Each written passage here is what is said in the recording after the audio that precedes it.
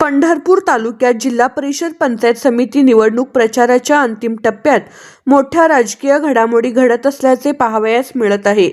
तालुक्यातील शहरानजीक असलेल्या टाकळी हद्दीत मंजूर असलेल्या मागासवर्गीय विद्यार्थ्यांच्या वसतिगृह उभारण्याच्या जागेस भाजपा नेते मंडळींच्या सांगण्यावरून स्थानिक लोकप्रतिनिधी आणि ग्रामस्थांनी विरोध केल्याचे दिसून येत आहे। यावरून सत्ताधाऱ्यांमध्ये मागासवर्गीय समाजाबाबत असलेली भावना दिसून येत आहे। येणाऱ्या निवडणुकीत लोकशाही मार्गाने मागासवर्गीय समाज जागा दाखवून देईल असा इशारा आरपीआयचे नेते आप्पासाहेब जाधव यांनी इशारा दिला आहे। ते पंढरपूर येथील आयोजित पत्रकार परिषदेत बोलत होते।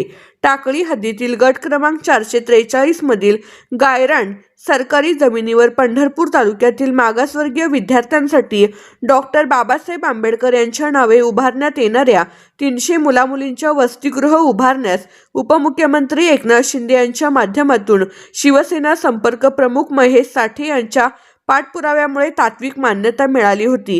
याबाबतचा ठराव लक्ष्मी टाकळी ग्रामपंचायतने केला होता।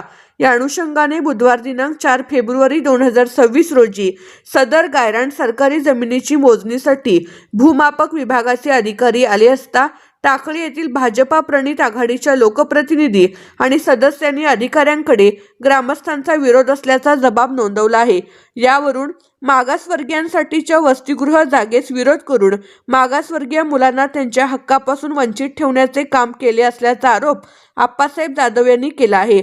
बुधवारी मोजणीसाठी आलेले भूमापक स्वामी डी टाकळीचे तलाठी किरण बडीवाले व समाज कल्याण विभागाच्या सर्व प्रशासकीय अधिकाऱ्यांचे काम बंद करून संबंधित प्रशासकीय अधिकाऱ्यांना परत पाठवल्याने भाजपाचे वरिष्ठ नेते मंडळींच्या सांगण्यावरून मागासवर्गीय वसतिगृहाला विरोध करण्यात आला असल्याचा आरोप मागासवर्गीय समाजातील नेते मंडळींकडून केला जात असून याबाबतच्या संतप्त प्रतिक्रिया नोंदवल्या जात असून निवडणुकीमध्ये मागासवर्गीय समाज डॉक्टर बाबासाहेब आंबेडकर यांनी दिलेला मतदानाचा हक्क बजावून लोकशाही मार्गाने उत्तर देईल असा इशारा आरपीआय आठवले गटाचे पश्चिम महाराष्ट्राचे नेते आप्पासाहेब जाधव यांनी दिला आहे।